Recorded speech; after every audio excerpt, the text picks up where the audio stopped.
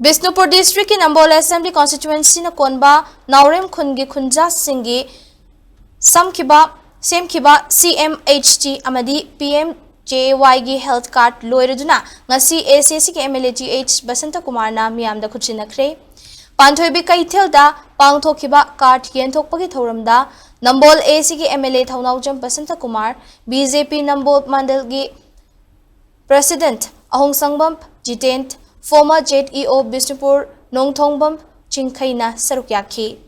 Nambol Naurem Khulgi Nauna Saraba CMHT card listing amaga chama amadi PMJY gi card listing ahumga chani yenthoki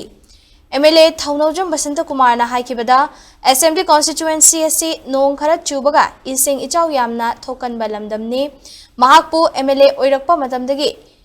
ikang thagi matamda turel खोंगनुंग तेंग हौबना हौजिक्ति नोंजु थादा इसिंग चाउद्रे लंबी सिंगसु शेमजिनबा लेप्द्री नंबोलदगी हौरगा खोंखाम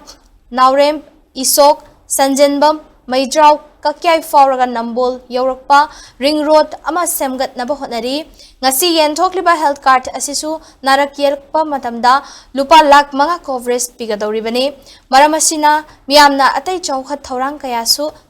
tanaduna thabak ton thokminasi haiki sir बसी की लंबी से हजना मेंटेन तोन को होने जगनी नंबर के अंदर की लाइव लंबी थोंग